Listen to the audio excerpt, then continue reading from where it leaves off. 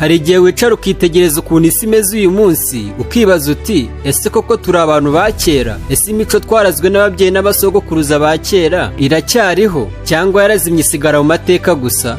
Hari igihe uganira n'umusaza akakubwira ati ab'iki gihe mutandukanye cyane natwe, akavuga ku kubaha, ku ndangagaciro, ku rukundo rw'umuryango, ku bworoherane bw'abantu ba kera. Ese koko byari byiza byose cyangwa hari n'ibyari bigoye bigasaba ko bihinduka? Cyangwa se isi niyo ishaje? Ikoranabuhanga ryinjiye mu buzima bwacu, imiryango yarahindutse, imyambarire, imitekerereze, uburyo bwo kubaho byose byarahindutse. Ariko ikibazo gikomeye ni iki? Iyo imico ihindutse iba iteye imbere cyangwa se igenda itakara? Uyu munsi tugiye kuganira ku buryo imico ya kera yahindutse muri iki gihe. Turebere hamwe ibyahindutse, ibyatakaye n'ibyo dukwiye gusigasira kugira ngo tutazisanga twataye umuco wacu. Mbahaye ikaze mu kiganiro, njye mugiye kubana nitwa Julius, kandi nkwibutsa gukora subscribe, share ndetse na comment kugira ngo ibindi biganiro bitazajya bigucika. Ikintu cya mbere tugiye kuganiraho, kubaha no kumvira. Umuco wa kera w'u Rwanda, kubaha byari ishingiro ry'ubuzima. Umwana niyavugaga ahagaze hejuru y'abantu. Gusubiza nabi umubyeyi byafatwaga nk'icyaha gikomeye. Ariko uyu munsi abana baganira n'ababyeyi babo nk'inshuti zikomeye. Hari aho usanga bavuga bati ni uburenganzira bwanjye. Ibi bifite ibyiza kuko umwana ashobora kuvuga ibimubabaje, ariko kandi hari aho byageze bivamo gusuzugura. Kabiri, umuryango n'ubufatanye. Kera umuryango ni wari ugizwe na papa na mama gusa. Hari sekuru, nyirakuru, ba nyirarume, ba se wabo, bose bari umuryango umwe. Iyo habaga ubukwe, ubufasha bwaturukaga kuri bose. Iyo habaga ibyago, bose barahagurukaga. Uyu munsi ubuzima bwarahindutse byihuse. Abantu batuye mu mijyi, abantu bahugiye mu kazi, kandi bagahugira no mu buzima bwabo. Ibyo bitera umubano kugabanuka. Hari aho usanga umuturanyi atazi n'izina rya mugenzi we. Gatatu, imyambarire n'imyitwarire. Mu bihe bya kera, imyambarire yari ifite igisobanuro, yagaragazaga icyubahiro, imyaka n'umwanya umuntu afite. Uyu munsi imyambarire ihinduka buri munsi bitewe n'imyambarire igezweho iva hanze. Hari abavuga ko ari iterambere, hari abavuga ko ari ugutakaza umwimerere. Kane, uko urukundo rwagaragazwaga. Kera urukundo ntirwavugwaga mu magambo gusa, rwerekanwaga mu bikorwa, kubaka, kurera no kwitanga. Uyu munsi urukundo rusigaye ku mbuga nkoranyambaga, amafoto, amagambo meza, impano zihenze. Ariko hari n'aho usanga ari isura gusa itagaragaza ukuri. Gatanu, ikoranabuhanga n'imico. Ikintu gikomeye cyahinduye imico ni ikoranabuhanga. Imbuga nkoranyambaga, telefone zigezweho, interineti, byose byahinduye uburyo abantu babana. Uyu munsi umuntu ashobora kuvugana n'undi muntu uri ku wundi mubumbe. Usanga umuntu ahugiye muri telefone nabona uko aganira n'abo babana. Ibi si bibi cyangwa ibyiza byonyine, ni impinduka. Ahubwo ikibazo ni uko tubikoresha. Gatandatu, ubwisanzure n'uburenganzira. Kera hari ibintu byinshi byafatwaga nk'itegeko ritavuguruzwa. Uyu munsi abantu basobanukiwe uburenganzira bwabo. Ibi byazanye iterambere. Abagore bariga, barakora, barayobora, abana bafite ijambo. Ariko nanone hari aho ubwisanzure buhinduka ntibuhe agaciro indangagaciro za kera. Karindwi, uko kurera byahindutse. Umuco wa kera w'u Rwanda, kurera byari inshingano z'umuryango mugari. Umwana ntiyererwaga na mama na papa gusa, yererwaga n'umudugudu. Iyo umwana yakoraga amakosa, wamubonaga wese yamuhaga inama cyangwa se akamuhana, maze indangagaciro zigahabwa umwanya w'imbere. Uyu munsi kurera byarahindutse cyane. Hari uburenganzira bw'umwana, hari amategeko amurengera, kandi ni byiza.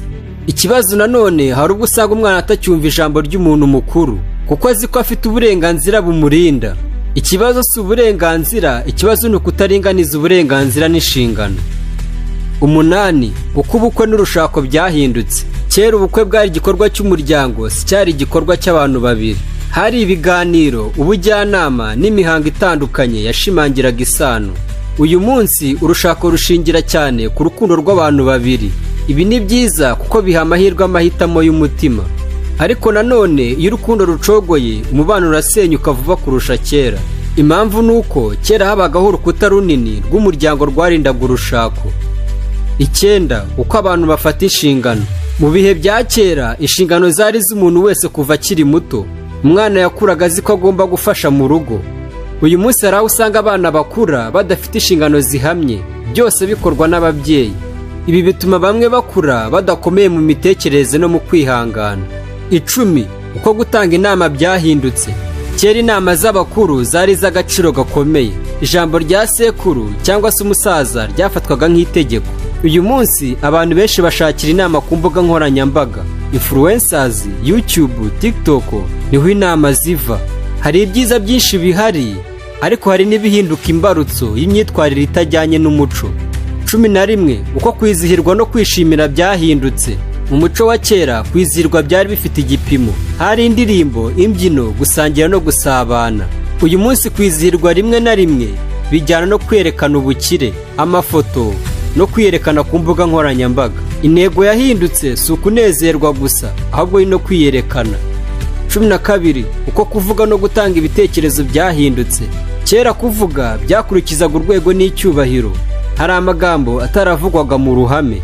Uyu munsi buri wese afite ijambo ryo kuvuga ku mbuga nkoranyambaga. Ibi byazanye demokarasi y'ibitekerezo, ariko nanone byazanye n'ivangura, ibitutsi no gusebanya mu ruhame. 13. Uko akazi gafatwa. Mu bihe bya kera umurimo wari ishema, ubuhinzi, ubworozi, ubukorikori byose byari agaciro. Uyu munsi hari imirimo ifatwa nk'iyicyubahiro n'indi gasuzugurwa. Abenshi biruka inyuma y'ibigaragara kurusha ibyubaka buhoro. 14. Uko urubyiruko rubona ejo hazaza. Kera ubuzima bwari bufite umurongo wumvikana: kuvuka, gukura, kurongora cyangwa se kurongorwa, ndetse tutibagiwe no kubaka. Uyu munsi amahitamo yabaye menshi. Urubyiruko rufite inzozi zitandukanye kandi ni byiza, ariko nanone amahitamo menshi atuma bamwe bajya mu rujijo. 15. Uko abantu bafata kwemera n'imyemerere. Mu muco wa kera kwemera kwari igice cy'ubuzima bwa buri munsi. Imihango, gusenga no kubaha ibyera byari iby'ingenzi. Uyu munsi abantu bafite amahitamo menshi mu myemerere. Hari abemera, hari abatabyemera. Ibi byazanye ubwigenge bwo guhitamo, ariko nanone byazanye gutandukana kw'imyumvire mu miryango. 16. Uko gutega amatwi no kuganira byahindutse. Kera abantu bicaraga bakaganira amasaha menshi, inkuru zigatambuka mu magambo. Uyu munsi telefone ziri hagati y'abantu. Hari aho usanga abantu bari kumwe, ariko ugasanga buri wese ari ku mubumbe we. 17. Uko kwihangana kwahindutse. Abantu ba kera barihanganaga cyane, ubuzima bwari bugoye ariko bakabwihanganira. Uyu munsi abantu benshi bashaka ibisubizo byihuse, iyo ibintu bidakunze bihita birekwa. 18. Uko icyubahiro cy'umuntu gipimwa. Kera icyubahiro cyagaragariraga mu ndangagaciro, ariko uyu munsi hari aho kigaragarira mu mafaranga, imodoka cyangwa se abakurikirwa ku mbuga nkoranyambaga. Agaciro k'umuntu gahinduka ku gushingira ku bigaragara. 19. Uko gufasha abandi byahindutse. Kera gufasha byari umuco, bikaba umuganda w'umutima. Uyu munsi hari gufasha gushingiye ku nyungu, cyangwa gufasha kugira ngo bigaragaze. Ariko nanone hari imiryango myinshi y'abantu bakora ibikorwa byiza kurusha kera. 20. Uko kumenya uwo uri we byahindutse. Mu bihe bya kera umwirondoro w'umuntu waturukaga ku muryango n'aho akomoka. Uyu munsi umuntu ashobora kwihitiramo uwo ashaka kuba we. Ibi ni iterambere rikomeye, ariko nanone bisaba ubuyobozi bw'imbere kugira ngo utazimira mu mahitamo menshi. Ese twakora iki ngo tugarure umuco wa kera muri iki gihe? Impinduka ntizishobora guhagarikwa. Isi iragenda ihinduka buri munsi, ariko hari ibintu bidakwiye guhinduka: kubaha, ubupfura, ubufatanye, gukunda igihugu n'umuco, ndetse no kwita ku muryango. Ntidukwiye kuba abantu ba kera batemera impinduka, ariko nanone ntidukwiye kuba abantu b'iki gihe batagira aho bahagaze. Umuco si imyenda gusa, imico si amafaranga, ahubwo umuco ni indangagaciro. Tugana ku musozo w'ikiganiro cyacu, hari igihe abantu bavuga bati imico yarapfuye. Ariko se koko imico yarapfuye cyangwa ihindura isura? Niba abantu bahinduye imitekerereze n'umuco urahinduka. Ikibazo si uko umuco wahindutse, ikibazo ni ese twahisemo neza ibyo twahinduye? Ese twasize ibibi gusa cyangwa twasize n'ibyiza? Hari igisubizo, si ukugaruka mu bihe bya kera. Hari igisubizo, ni ukuvanga ibyiza bya kera n'iterambere ry'iki gihe. Kubaha nka kera, kwigira ku ikoranabuhanga rya none, gukomeza umuco wacu ariko tukemera gukura. Kuko igihugu kidafite umuco na kirazira kirazimira, ariko nanone umuco udahinduka urasaza. Bityo rero buri umwe muri twe afite inshingano guhitamo neza ibyo ujyana ejo hazaza. Niba wifuza ko umuco wacu ugira aho ujya, tangirira kuri wowe. mu rugo rwawe, mu magambo yawe, mu myitwarire yawe, kuko impinduka nyazo zitangirira mu muntu umwe.